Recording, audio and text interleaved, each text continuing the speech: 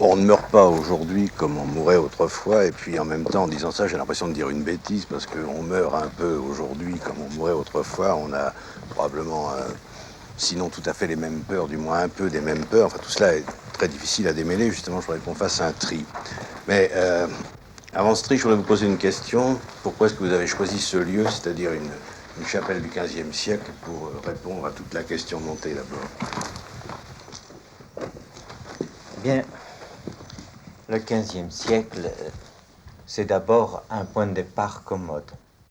C'est un de ces moments au déclin du Moyen-Âge où la mort nous agresse, nous saute au visage. C'est l'époque des danses macabres, c'est l'époque des grandes mortalités, c'est l'époque de la vie brève.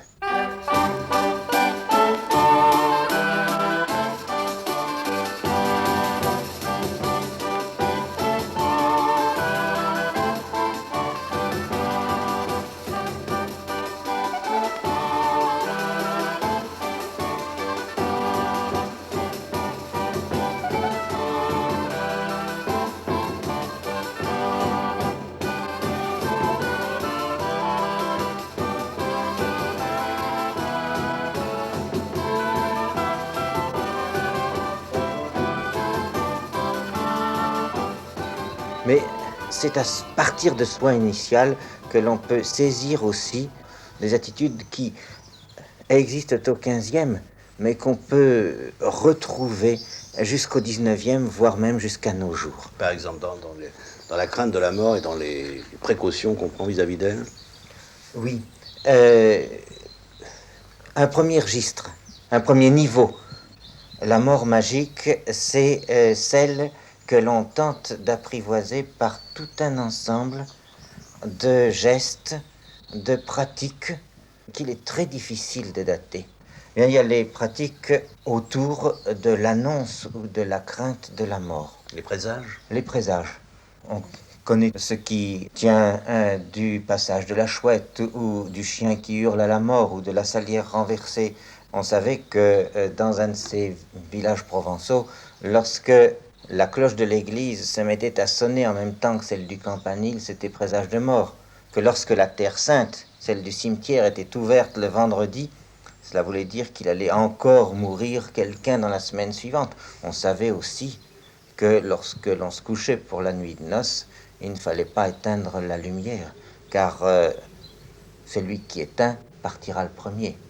Mais le mort lui-même, on lui prête une certaine existence? Certainement, toute cette période va être hantée par l'existence de ces doubles, de ces âmes qui sont parfois apaisées, mais qui ne le sont pas toujours. Quand l'eau bout sur le feu, on dit que les âmes du purgatoire sont dans la marmite et qu'elles souffrent les peines de cette chaleur intense. Ce sont les pauvres âmes, les armetos, les petites âmes du vocabulaire provençal qui errent dans le monde, qui nous entoure, qui nous suivent. Lorsqu'on rencontre un ami ou quelqu'un sur la route, on lui dit « Bonjour monsieur, la compagnie ». Et la compagnie, qu'est-ce que c'est? Eh bien, les vieux nous disent la compagnie, c'est l'ange gardien, c'est aussi la cohorte invisible des âmes qui accompagnent les vivants. Et il y a certaines périodes où l'on doit carrément laisser le passage aux âmes et ne pas se placer sur leur chemin. À la Toussaint, il n'est pas bon d'aller à la pêche, car on risque de ramener un cadavre dans ses filets. Et il n'est pas bon d'aller à la chasse, parce qu'on risque de se trouver à son tour poursuivi par ce lièvre diabolique qui vous entraîne Dieu sait où et qui est l'âme inassouvie de quelqu'un qui cherche leur peau. Bon, tout ça, c'est la mort magique, et à côté d'elle, il y a déjà la mort chrétienne. À côté d'elle, et peut-être luttant contre elle un peu. N'anticipons pas. Peut-être lié par une sorte de coexistence pacifique ou belliqueuse, suivant les jours. C'est cette mort chrétienne que nous percevons très bien dans ce cadre de la chapelle Notre-Dame de Bainva. Notre-Dame de Bainva, c'est-à-dire Notre-Dame du Bon Voyage. Le Bon Voyage, c'est celui du muletier qui passe sous cette arche pour prendre la route d'Italie, qui se recommande au passage à ce géant Saint Christophe qui est son protecteur et qui ira faire ses dévotions dans cette chapelle, parce que Notre-Dame de Benva, c'est aussi l'autre voyage, celui du grand transit des âmes vers l'enfer ou le paradis. Oui, ça, il est décrit à l'intérieur. Elle est toute petite, hein? Elle n'est pas grande. C'est une chapelle de terroir, de campagne et de passage. Et alors que toutes les fresques qu'on rencontre dans la région, dans les Alpes, à cette même époque, développent tout le cycle de la Passion du Christ, ici on s'est restreint aux fins dernières. Vous voyez, d'un côté, le paradis avec le Père qui est en même temps le Fils, et que la Vierge assiste, et tous entourés de la cour céleste, où l'on rencontre la figuration de la société tout entière, les femmes d'un côté, les hommes de l'autre, les clercs et les laïcs. Le tout enrichi de cette vision de la Jérusalem céleste, dont l'entrée est gravie par ces petites âmes aux fesses pointues, et que des anges accueillent en fanfare. Et en contrepoint, avec ce paradis éclatant, ce qui nous reste d'un enfer, où l'on voit un Léviathan qui absorbe les âmes qui lui sont apportées, cependant que des diables lubriques chevauchent des damnés. Un enfer bizarre, non? Le thème se prête à ces évocations hautes en couleur. Vous voyez, ce diable dont le sexe est un visage même.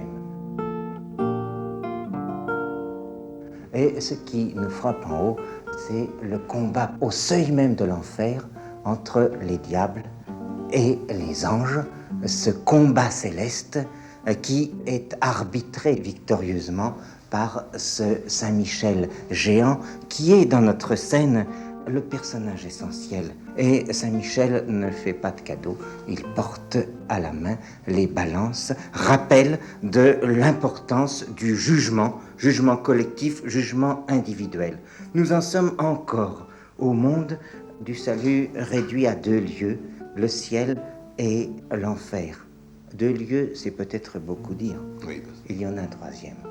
Ce n'est pas le purgatoire comme pseudo-enfer, c'est un purgatoire qui se réduit à cette petite cage, un purgatoire, salle d'attente, grillagée sans doute, mais où vous le voyez, les gens ne sont pas trop malheureux. Ils sont un peu tassés, un peu pressés, mais des anges calment leur attente en leur apportant des rafraîchissements. Ce sont les âmes qui attendent d'être délivrées. Mais il me semble que c'est important que justement l'image que le visiteur emporte en partant, c'est-à-dire l'image qui est au-dessus de la porte, soit le purgatoire. C'est ça la promesse. Mais bien sûr, nous avons parlé de la conception magique de la mort, qui était dominée par l'image du double. Or, voyez que l'Église est en train de christianiser le double. Ce double, elle l'a mis en cage, et c'est cette cage que nous découvrons ici à Benva. Après avoir supporté tant bien que mal la mort magique, l'Église, à la fin du XVIe siècle, va se décider à la combattre. Pourquoi ? Parce que les protestants lui font honte pratiquement. Ce sont eux qui montrent du doigt les superstitions tolérées par les catholiques. Alors l'Église se rebiffe et le Concile de Trente va définir une nouvelle Église, dite de la Contre-Réforme, qui va tenter de christianiser l'homme tout entier, âme et chair, et de l'émouvoir complètement.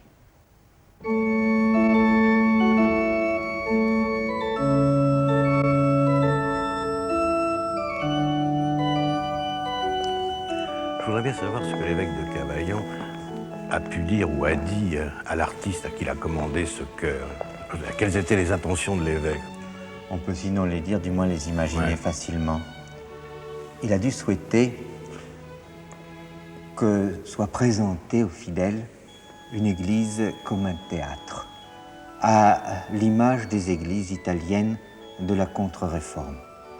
C'est-à-dire une église qui sollicite le fidèle de partout, qui fasse appel à la vue, qui fasse appel au sens et qui apparaisse pour lui comme un monde complet et qui l'accueille tout entier. D'où sans doute ce spectacle baroque qui n'est pas toujours apprécié. Là où les réformés avaient rêvé de proscrire de partout les images et toute sollicitation impure, au contraire, réinsérer l'homme total, parce que c'est l'homme tout entier que l'on entreprend de christianiser, corps et âme. Lorsqu'il se trouve face à ce cœur, quels sont les sentiments que le fidèle doit éprouver, ou devrait, ou aurait dû? Sans doute en premier lieu, celui d'une protection et d'un accueil, et en même temps d'une sollicitation. Il doit se sentir dans le sein de l'Église et auprès des saints dont les autels décorent et remplissent le vaisseau.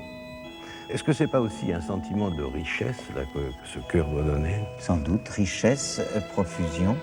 Chez les apôtres de la contre-réforme qui ont eu la vie la plus austère, il y a eu ce sentiment que l'Église devait être présente dans toute sa splendeur et que la maison de Dieu ne devait pas paraître pauvre ou démunie. Alors une richesse accueillante par contre. Une richesse accueillante, oui. La mort n'est pas là. Mais si, elle n'y est plus pour nous. Mais à l'époque classique, elle est omniprésente. C'est celle des reliques des saints qui sont ensevelis sous les autels. Où ça là-bas? Mais bien sûr.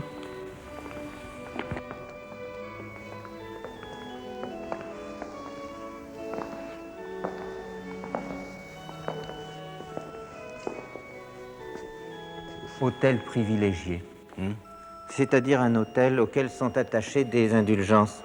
Ces indulgences même qui sont le fruit de la possession des reliques et qui s'offrent à la vue de votre pèlerin dans son attitude de momie reconstituée, faisant appel à une sensibilité dont vous conviendrez qu'elle est bien loin de la nôtre. Oui, c'est un peu effrayant d'ailleurs, cette dame. Pour vous, sans doute, était-on sensible à cette présence physique reconstituée? En fait, elle était quand même enfermée un petit peu là, non? Oui, on l'a montré que pour les fêtes. Et puis, la mort, elle est partout. Imaginez que sous ce dallage sur lequel nous marchons, sont enfouis à l'époque, sont ensevelis les habitants de la petite ville. C'est le cimetière en dessous. C'est le cimetière. Pour la plus grande partie de cette société, à partir d'un état assez modeste, qui est celui de l'artisan, tous finissent dans le sol de cette église, dans le sol de ce chœur, ou dans celui de la nef que l'on doit imaginer bosselée par les caveaux que l'on ouvre et qu'on referme. On marche dessus. Sans doute, on marche dessus. Dans le nouveau programme de l'Église d'après le Concile de Trente, quel est le rôle nouveau de la mort? C'est un rôle essentiel. On dira qu'il était déjà important, mais il le devient plus encore dans le cadre d'une action pastorale qui, plus que jamais, voit dans la mort l'achèvement et comme l'aboutissement de toute une vie. C'est-à-dire quoi? C'est-à-dire que la mort est le but de la vie maintenant? Toute la vie est pensée dans la perspective de la mort. Et le terme que l'on commente, c'est « je meurs tous les jours », quotidien morior. Et ce thème, on le rabâche au petit peuple même dans le cadre d'un petit livret qui s'appelle le Pensez-y bien. Pensez-y bien, mais à quoi? À la mort. C'est un livre de colportage. C'est un livre de colportage qui témoigne de la diffusion même de l'idée force. Oui, il y a les textes plus mondains aussi. Oh oui, il y a les textes à l'usage d'un public d'élite, les méditations spirituelles, comme il y a bien sûr les exhortations des sermons sur la mort de Bossuet à Bourdaloue, comme il y a aussi petite monnaie de ces textes littéraires connus, les exhortations d'un Grignon de Montfort, qui est le type même du missionnaire en action et qui demande à ses parents eux-mêmes de penser tous les jours à la mort qui les talonne et qui les harcèle. Préparez-vous à la mort qui vous talonne par beaucoup de tribulations. Souffrez-les chrétiennement comme vous le faites. Prévenez la mort de peur qu'elle ne vous surprenne. Mourrez par avance à vous-même, mourrez au monde, mourrez à toutes les créatures. Mettez-vous en état de dire comme saint Paul, « Je meurs tous les jours ».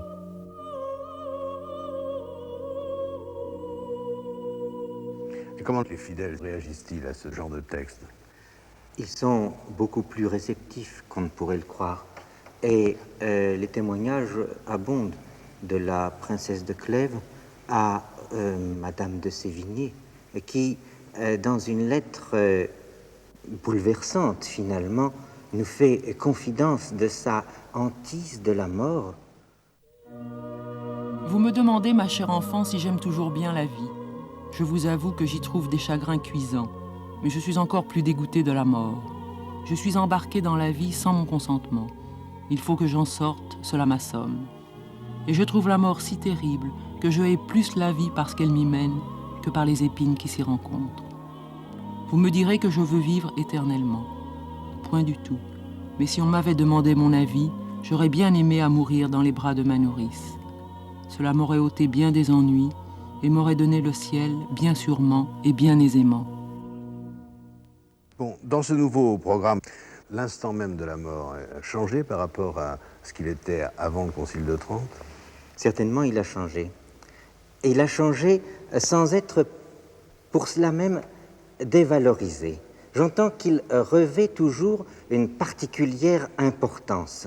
Ce n'est plus l'instant où s'affrontaient au lit de mort les anges et les démons, oui, comme au XVe siècle.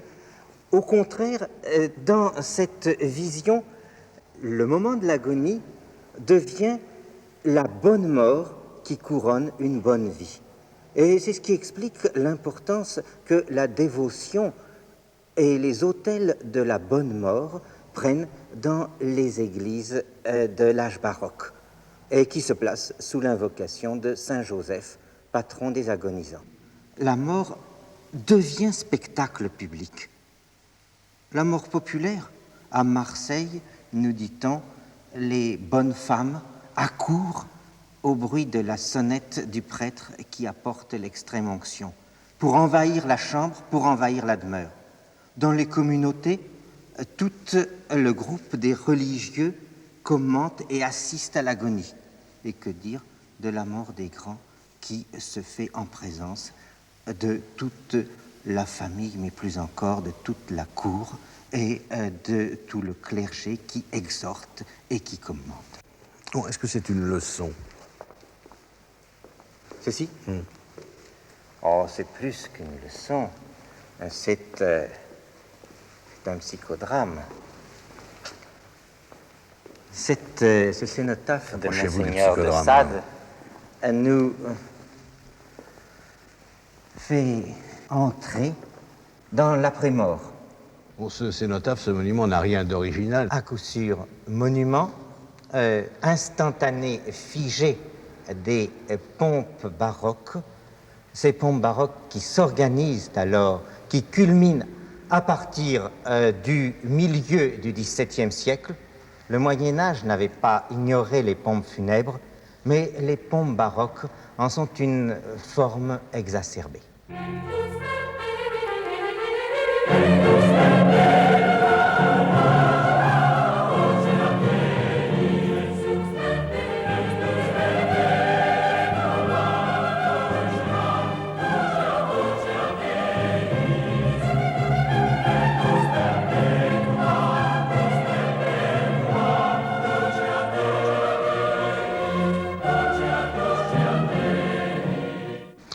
Pourquoi l'Église du XVIIe siècle a-t-elle choisi de privilégier la mort à ce point-là? Parce que c'était pour elle un extraordinaire moyen de christianiser la vie. C'était lutter sur un des fronts dans l'existence des hommes, des gens qui lui échappaient le plus. Et puis aussi, sans doute, pour une autre raison. l'Église ne vit pas en dehors de son temps. Et ce XVIIe siècle reste bien encore un temps de la vie brève, et que l'on a dit être le tragique XVIIe siècle. Et c'est pourquoi peut-être l'Église a attribué à la mort et aux fins dernières une si extraordinaire importance, a fait sur elle un investissement aussi lourd. Mais la mort, c'était l'air du temps. D'une certaine façon, oui. Faire de la mort le but de la vie, tel a été le programme de l'Église. Mais comment ce programme, quasi politique, a-t-il été entendu, suivi? Pour tenter de le savoir, il faut décrypter les derniers messages des vivants de l'époque, leur testament. Michel Vauvel en a lu 25 000. Beaucoup sont à Lourmarin, au château. Ce que vous venez de dire nous renseigne sur ce qu'on pourrait appeler la politique spirituelle de l'Église vis-à-vis de la mort, le rôle qu'elle a donné à la mort, bien. Mais finalement, ça ne nous renseigne pas sur la peur de la mort et sur la façon dont le message de l'Église, qui est un message conscient, volontaire, etc., a été reçu par les gens. Est-ce que dans ces testaments, il y a réponse à la question? Je le crois quant à moi. Et ce que cette longue fréquentation m'a appris, c'est que derrière les clichés, derrière les stéréotypes des notaires, c'est tout le foisonnement de la vie, des attitudes collectives qui se trouvent révélées, qui peut être organisées en très longue série de documents sur des siècles. Bon, avant d'entrer dans les testaments, il y a une expression que je n'ai pas employée, là, qui est finalement la peur de la mort. Parce que bon, l'Église a donné la peur de la mort et en même temps le moyen de surmonter cette peur. Est-ce que cette peur, on la retrouve là, dans les testaments? Pas en termes paniques, si vous voulez, Ouais. mais disons une très forte préoccupation. C'est-à-dire que le testament, il faut le dire d'entrée, n'est pas cet acte aseptisé auquel le Code civil nous a habitués. Dans le testament spirituel tient alors, dans la France du XVIIe ou du XVIIIe siècle, une place considérable, de l'ordre en volume du tiers à la moitié de l'acte testamentaire. Testament spirituel qui règle les destinées de l'âme avant qu'on songe aux destinées des biens et du patrimoine. Quelle est la proportion de gens faisant des testaments? Ce sont des gens riches ou c'est tout le monde à peu près? Dans la Provence rurale que je connais bien, 70 à 80% des hommes, 40 à 50% des femmes passent un testament. C'est une des plus belles sources d'histoire sociale par les catégories qu'elle couvre. Donc ça a une valeur collective et statistique. Certainement. Bien, alors maintenant, il faut voir si ça a une valeur de manifeste et si ça répond à la leçon de l'Église. Vous ne la verrez pas directement. Oui. L'an 1715 est le 3e jour du mois d'août après-midi, régnant très grand prince Louis XIV du nom, roi de France et de Navarre, je passe. Comme bon et fidèle chrétien, catholique, apostolique et romain, il a fait le signe de croix sur sa personne, recommandé son âme à Dieu, le Créateur, le priant que, par les mérites de sa sainte mort et passion, veuille le réunir dans son royaume céleste, après qu'elle sera séparée de son corps, priant aussi la bienheureuse Vierge, sa sainte mère, et tous les saints et saintes du paradis, voulant que ses funérailles soient faites aux dépens de son héritage, de ses héritiers, si après nommés, suivant sa qualité, et que son dit corps soit accompagné par les sieurs prêtres servant la dite église de la dite paroisse avec leur croix, auquel il a légué 6 livres pour dire et célébrer un trentenaire de messes. C'est le fameux trentin grégorien, les messes de Saint-Grégoire, qui sont pour le repos des âmes.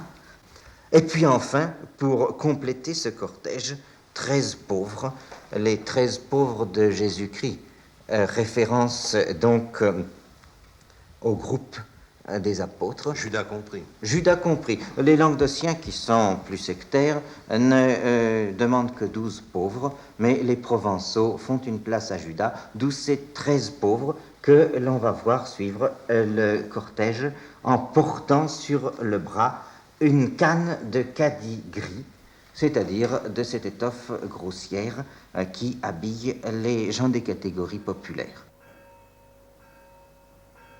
Il n'est pas question du purgatoire, là. Non, et je puis vous dire que sur 20 000 testaments, je n'en ai trouvé que des mentions rarissimes. Mais il est de ces absences qui sont finalement révélatrices. Le purgatoire n'est pas cité, mais en fait, on ne pense qu'à lui. On ne pense qu'à lui, puisque une des clauses les plus importantes et les plus constantes, c'est la demande de messe. Le rapport qu'il y a entre les messes et le purgatoire, c'est que les messes aident les âmes du purgatoire. C'est ça. Les messes sont un des moyens dans la libération des âmes du purgatoire. 30 messes, c'est beaucoup, c'est peu? Oh, c'est peu. C'est peu. Ça, c'est une prodigalité de notables de village. Mais si nous passions à Marseille ou à Aix, nous trouverions des prodigalités courantes de 1000 à 2000 messes, voire 5000 messes. Ce négociant marseillais qui demande la célébration de 5000 messes dans la journée, s'il se peut, et qui, réaliste, déclare que si les églises ne suffisent pas, on pourra poursuivre l'opération le lendemain, n'est sans doute une exception, mais une exception qui donne bien l'ampleur de cette démesure. Bon, ce testament est banal, là. Oui, c'est un testament banal. C'est un testament de village. On pourrait envisager d'autres ajouts, en particulier le cortège. Cet homme qui n'est suivi que par les prêtres de la paroisse, par les pénitents et par 13 pauvres, n'a rien à voir, là encore, avec les cortèges urbains qui associent chapitres cathédraux, 5 à 6 couvents, 2 à 3 gazettes, c'est-à-dire confréries de pénitents et autres.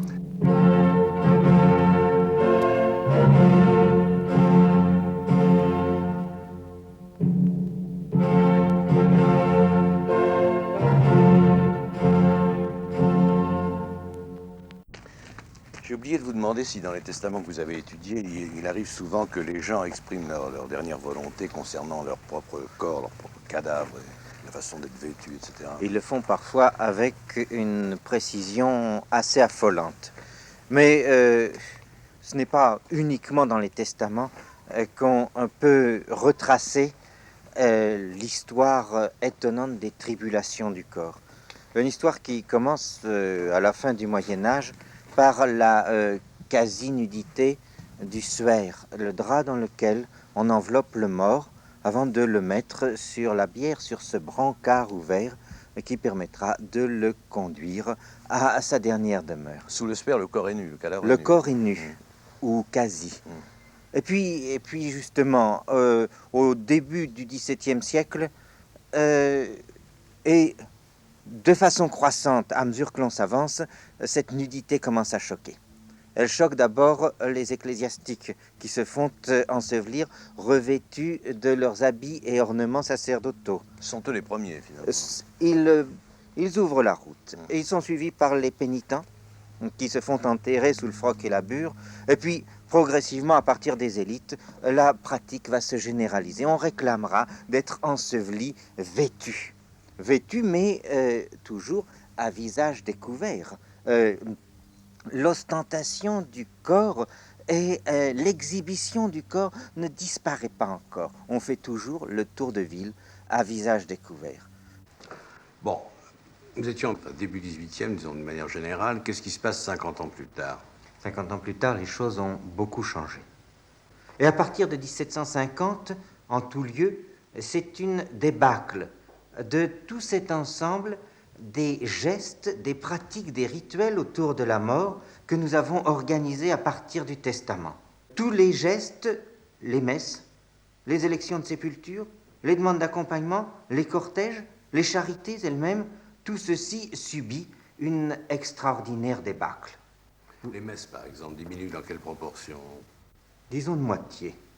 Disons que chez les notables provençaux, jusqu'en 1750 encore, 80%, 8 sur 10, demandaient des messes. Si nous nous plaçons, chez les hommes du moins, à la veille de la Révolution, c'est 40%, c'est-à-dire moitié moins, pour ne pas finasser. À cette déchristianisation, quelle forme de testament correspond? Ce sont les testaments que nous dirons du silence. Tenez, en voilà un exemple. Du silence? Oui, du silence. C'est-à-dire des testaments où À la richesse et à la profusion de la période antérieure se substitue un développement finalement assez leste. Vous voyez. Une indifférence, pratiquement. Vous en jugerez. Voilà un chevalier, un hobereau local, qui teste en 1786 M. de Bérard, et qui va écrire qu'il a fait et ordonné son dernier valable testament, duquel il nous a dicté les dispositions que nous avons écrites, mot à mot, en présence des témoins, à mesure qu'il les prononçait à haute et intelligible voix, et d'autant que l'institution d'héritier est la base et chef principal de tout testament, suivent les dispositions matérielles. Il n'y a plus de prière, il n'y a plus d'invocation. Le Père éternel est disparu, et tous les gestes, toutes les invocations ne sont plus de saison. Vous dites silence, en fait c'est vide qu'il faudrait dire presque. Il faudrait préciser cette notion de silence. Un testament vide de Dieu, quoi. Vide de Dieu. Enfin, à partir de 1760, c'est-à-dire au moment où précisément les catholiques rejoignent dans le silence à la fois les jansénistes, les catholiques jansénistes et les protestants, on peut dire que c'est l'échec de la leçon de l'Église qui se donne comme théâtre et où la mort a ce rôle que nous avons vu jouer. Certainement, parce qu'à partir de ce moment-là, on peut dire que la France n'est plus, suivant l'expression des sociologues religieux, un pays de chrétienté. Ce n'est plus un monde monolithique. Les cassures qui existaient déjà sont comme officialisées.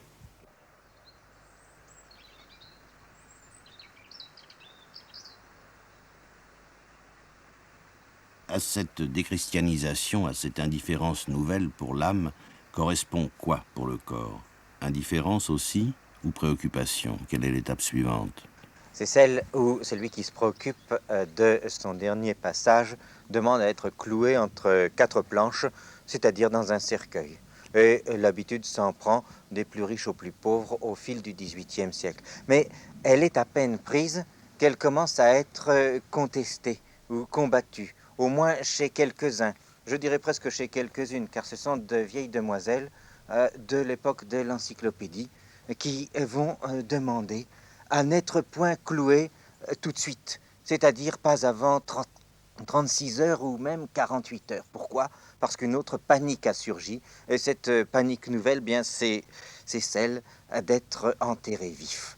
Cette peur d'être enterré vif qui traverse l'époque même des Lumières où on ne l'attendrait pas et que l'on retrouve jusque dans l'encyclopédie. Tel Dieu, telle mort, pourrait-on dire. Maintenant que le Dieu d'Abraham et de Jacob est devenu horloger, grand horloger ou grand architecte, la mort n'a plus guère de sens personnel. La mort devient l'inévitable, une sorte de mur que l'on n'essaie même plus de percer.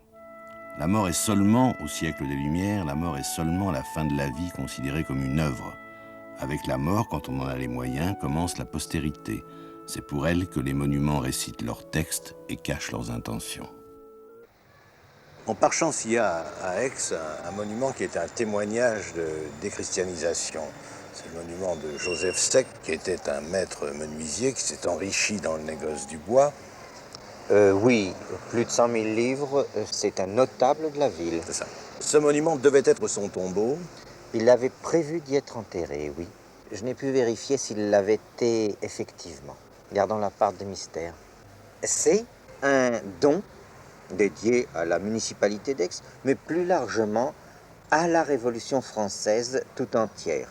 Et une révolution que Joseph Sec a vécue lui-même en bon jacobin, pour lequel la Révolution française se résume à une idée force, c'est la loi. C'est cette statue de la loi casquée. Puis il y a cette inscription, venez. Venez habitants de la terre. C'est une attrape, puisque cette porte, vous le voyez, est un mur, et que le marteau qui y est figuré est un trompe-l'œil. Bon, venez habitants de la terre, d'accord, mais il faut passer par la maison de Sec pour voir la face cachée, la face intime, réservée aux amis. J'allais dire c'est la malice de Sec. Je ne sais pas s'il était très malicieux, mais peut-être une petite hypocrisie. Ses intimes, c'était ses amis, je veux dire, c'était les initiés. De quel ordre? Probablement franc-maçon, si l'on en juge par cette espace qui est réservé aux initiés. Et puis, plus largement aussi, par la structure d'ensemble de ce jardin, qui est d'une certaine façon une sorte de temple maçonnique en plein air. Et il y a un parallélisme évident entre l'Ancien et le Nouveau Testament. Moïse disait au bon peuple « respectez la loi », cependant que Saint Jean-Baptiste dévoile à ceux qui savent comprendre une loi plus secrète sans doute, mais qui est la loi nouvelle, celle de l'initié Joseph Sec. Avec ces bandeaux latéraux, nous allons un petit peu plus loin dans la connaissance de notre homme. Ces bandeaux nous permettent de voir ce que Joseph Sec pense de la mort, puisque celui qui est pour nous à gauche nous évoque les péripéties de l'humanité, et donc de Joseph Sec lui-même, depuis la création du monde, jusqu'à la mort d'Abel par Caïn. Et puis, lorsque nous prenons l'autre bandeau, celui qui est ici à notre droite, nous voyons au contraire, dans cette technique de bande dessinée, une ascension progressive qui nous fait partir de la mort. Et puis, l'étape ultime, la montée au ciel, celle de Joseph Sec, eh bien, la montée au ciel est symbolisée par le prophète Isaïe, qui, les bras écartés, s'élève sur un soleil flamboyant. Parce que Joseph Sec monte au ciel tout de même. Joseph Sec monte au ciel. Au figuré ou au propre? Ah là, vous demandez à sa confession d'être un peu plus explicite qu'elle ne l'a été. Je pense que Joseph Sec, comme ses contemporains, est certainement déiste ou spiritualiste. Sec n'est certainement pas un excentrique. C'est pas le facteur cheval. Ce n'est pas le facteur cheval. Il n'y a aucune pathologie individuelle de Sec.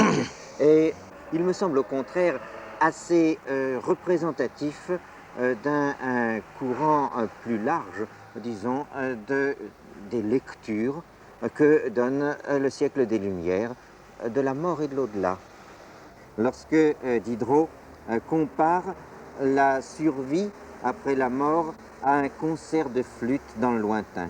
Et le concert de flûte dont Diderot flatte ses oreilles, ce sont les voix de la postérité. Si je n'entends plus ce concert de flûte, je ne peux plus produire. À quoi bon? Sec a rêvé de cette postérité par les œuvres, non pas sans doute au même titre que Diderot, mais son monument est bien un témoignage en ce sens. Mais je crois qu'il a été un petit peu plus loin encore, jusqu'à cette autre et troisième lecture du siècle des Lumières, qui est celle du XVIIIe siècle déiste, rousseauiste, et pour lequel le besoin de l'au-delà, le besoin de l'être suprême, rappelez-vous que pour Robespierre, si Robespierre a besoin de l'être suprême, c'est parce qu'il a besoin d'un au-delà où les méchants soient châtiés et les bons récompensés. Eh bien, Sec, qui, dans les inscriptions de son monument, fait appel aux lois que Dieu lui-même a daigné lui donner, Sec est certainement dans la continuité et dans le groupe même de ceux pour lesquels l'être suprême est indispensable, au niveau d'un besoin de la raison, mais plus encore peut-être de l'affectivité, du cœur. Mais alors, comment la mort est-elle vécue, si je peux dire? Comment la mort est-elle crainte pour Sec ou pour Rousseau? Le passage de la mort, tel que Rousseau nous l'évoque ainsi dans la Nouvelle Héloïse, ce passage de la mort prend des aspects différents. La mort de moi, cette mort égoïste et redoutée à l'époque précédente, je dirais qu'elle disparaît. Vous voyez comme Sec ne pense pas à sa mort, finalement. Il pense à nous transmettre son image, mais pratiquement pas à sa mort. La mort de moi s'évade et elle devient plus sereine, et la mort héroïque, la mort comme don volontaire de la vie, sera l'image qui dominera la Révolution française. Mais si la mort de moi devient la mort héroïque et qui n'est pas crainte, ce sur quoi on se polarise, c'est la mort de l'autre, la mort de l'être aimé, au niveau d'une affectivité qui est de plus en plus envahissante.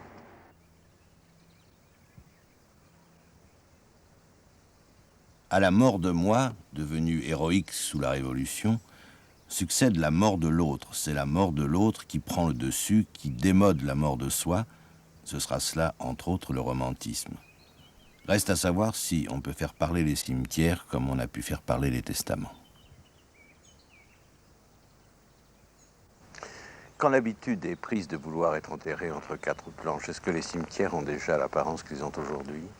En 1776, un édit royal a imposé l'ensevelissement dans les cimetières et proscrit par là même la sépulture dans les églises. Mais le cimetière prendra le visage qu'il a actuellement et que nous lui voyons pour l'essentiel dans la première moitié du XIXe siècle. C'est à partir de là, essentiellement, qu'il devient la ville des morts. La ville des morts qui est à côté de la ville des vivants, car cette mise en place du cimetière s'est accompagnée en même temps de son déplacement. Il n'est plus au pied de l'église, il est en dehors même de la ville. Mais cette ville des morts, elle a ses quartiers riches, des concessions perpétuelles et des tombeaux de famille où l'on retrouve l'ensemble des différents états sociaux des puissants et qui s'opposent au quartier des pauvres, des concessions trentenaires, des concessions révisables, pour ne point parler de cette fosse commune qui a été la hantise de toute la période romantique et où finir est un cauchemar. C'est ce que vous appelez le premier exil des morts. Oui, on peut parler d'un premier exil des morts. C'est un exil car ils ne vivent plus avec les vivants, mais disons que dans cet exil, ils sont extrêmement choyés, si je puis dire. On s'occupe beaucoup d'eux parce que l'on pense beaucoup à eux. Et cette période voit s'élaborer ce que l'on peut appeler une forme de culte des morts. Quel rapport y a-t-il entre le culte des morts et cette mort de l'autre dont vous parliez tout à l'heure? C'est finalement la même. C'est finalement la même dans cette ville des morts dont nous parlions à l'instant. Le tombeau de famille, déjà, indique ce souci d'assurer une habitation, un refuge à la famille reconstituée après la mort. Ce qui est une nouveauté à ce moment-là. Ah oui, la famille se resserre sur elle-même. Elle se resserre sur elle-même jusqu'au-delà de la mort. Et finalement, tout dans les indices que nous fournissent ce cimetière de l'âge romantique montre bien la place croissante de la famille et en particulier de l'être aimé. C'est lui qu'on rappelle par le portrait gravé et plus tard photographie. C'est lui qu'on invoque en termes d'inscriptions lyriques souvent naïves. Et cet être aimé, c'est celui que la poésie romantique évoque à la même époque. Et de Lamartine à Thomas Mann ou à Roger Martin Dugard dans Les Thibaux, la mort de l'aimé ou la mort du père sont des thèmes qui sont les hauts moments de toute cette littérature du XIXe siècle. Avant ce temps, le tombeau de famille est réservé au roi, finalement, enfin aux nobles, aux gens importants. Le tombeau de famille, le caveau de famille est un privilège, non pas de classe, mais de caste. Et voici qu'il a été comme banalisé. Mais ce tombeau de famille revient donc le lieu de la rencontre ultime où l'on se retrouve, comme l'on se rencontre d'ailleurs au lit de mort, dans une période où la mort reste vécue publiquement entre celui qui va partir et la famille rassemblée au complet. Mais tout ceci recouvre une charge extraordinaire d'angoisse sur le devenir de l'être aimé. À cette angoisse, il y a des réponses qui sont connues. C'est celle de l'Église catholique. Et ces réponses ne sont pas devenues désuètes, elles ne sont pas dépassées. Nous sommes dans une période de dévotion restaurée. Et les C'est autels... le purgatoire du 19e. Les autels des âmes du purgatoire n'ont jamais été aussi nombreux Qu'au 19e siècle. et aussi fréquentés. Mais à côté de la lecture de l'Église, qui est toujours là, qui est bien présente, des gens, des savants même, et on songe à Camille Flammarion, s'interrogent sur la survie de l'âme, s'interrogent sur l'autre vie, sur l'au-delà. Et c'est l'époque où l'on fait communiquer les disparus, où l'on invoque les revenants, où l'on fait tourner des tables. Victor Hugo lui-même. Et sur les tombes, quelquefois, des chouettes, etc. Tout ce pathos qui peut nous apparaître vieilli, historiquement daté, et à l'image des anxiétés d'une époque qui s'interroge sur l'au-delà plus encore que sur la mort. Mais, nous avons croisé tout à l'heure une tombe qui était en réaction contre cette démarche, une tombe très laïque, enfin, et très, ah oui, très ça républicaine. c'est une tombe que je dirais du siècle des Lumières après la lettre, positiviste avant la lettre, et c'est la tombe de ceux qui s'en tiennent aux solutions simples. Repose, il n'y a pas ici repose. Repose, Bush Victor, 24 ans, esprit libéral. Bush Louis, sans doute 75 ans, affectueux père austère et loyal. Bush Henriette, compatissante aux infortunes d'autrui. Pendant leur existence, ils endurèrent bien d'adversité, d'injustice et de fâcheuses tribulations. Puis leur vie s'exhala sereine vers l'immensité sublime et mystérieuse. Ils eurent à subir l'odieuse arrogance des réactions durant leurs succès éphémères. Ils les dédaignèrent. Ils demeurèrent fidèles à la démocratie sans cesse grandissante dans la juste revendication de ses droits. Bush Eugène, âgé de 80 ans, mort le 15 juin 1893 avec le regret de n'avoir pu jouir longtemps des institutions républicaines, glorification de la France et bonheur à venir des peuples civilisés.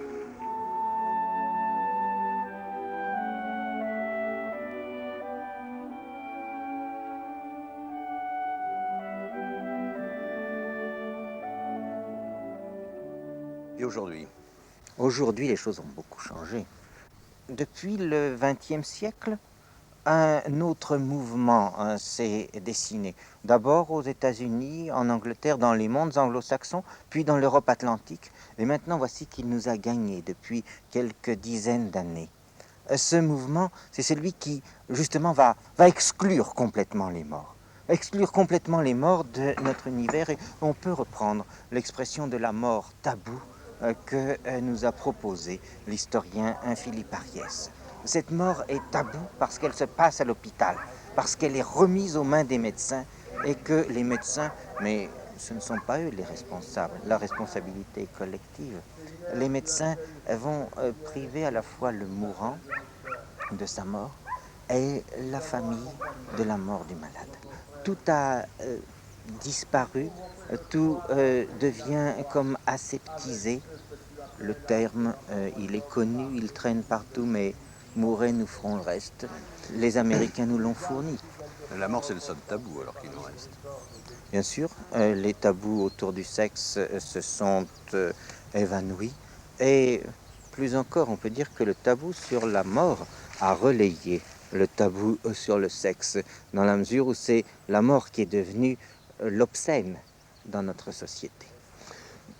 Je pensais, en vous écoutant là depuis une heure, je pensais aux attitudes les plus anciennes et à celles d'entre elles qui se sont conservées. Je ne sais pas lesquelles elles sont d'ailleurs, mais je pensais en même temps à une scène qu'on avait diffusée autrefois dans 5 colonnes, qui était un reportage fait en Italie, où il y avait des femmes qui venaient raconter, chacune devant la tombe de leur mari, raconter ce qui s'était passé dans la semaine.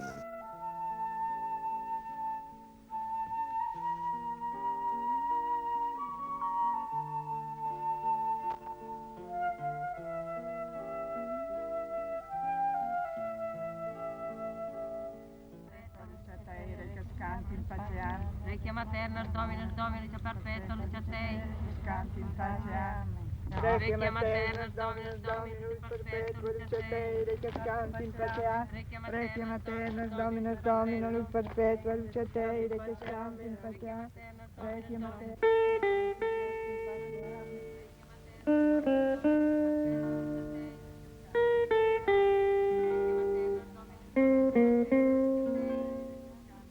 En somme, on vient auprès des morts pour les distraire un peu. Et pour que vous aussi, ils ne vous laissent pas trop seuls. On leur parle. Tu sais que demain, la Thérèse se marie. Un grand mariage. Ils ont dit qu'elle se mariait en blanc, avec beaucoup d'invités. On te racontera jeudi prochain.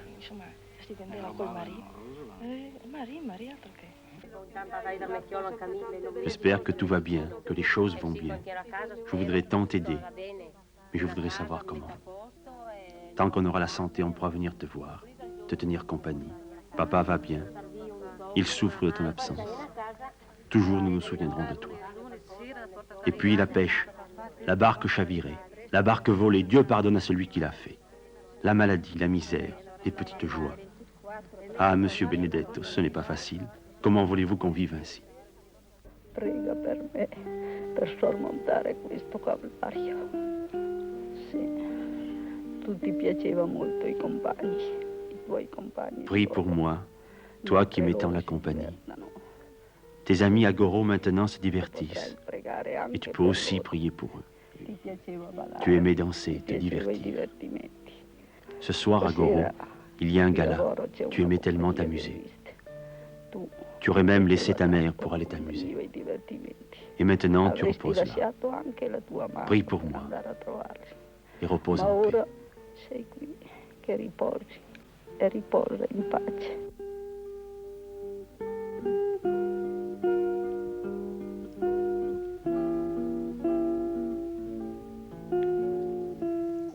Ça, c'est une démarche qui a existé ici aussi, et qui a disparu ou non? Elle a existé. La Provence pratiquait cette évocation sonore du mort. Vous me posez une bien grosse question. Que reste-t-il de la mort magique? La mort magique, nous la réinventons constamment. Cette mort magique, nous pouvons la retrouver à deux niveaux. À la fois dans ces lieux de campagne reculés qui sont comme des conservatoires des anciennes visions de la mort que nous avons passées en revue. Et il y aurait une autre forme de mort magique qui serait celle que nous réinventons. Là, autour de la mort du week-end, autour des formes les plus contemporaines de la mort ou de l'hécatombe, d'autres réseaux, d'autres systèmes de gestes se mettent en place. Car il est vrai que cette histoire de la mort n'est pas close, il s'en faut.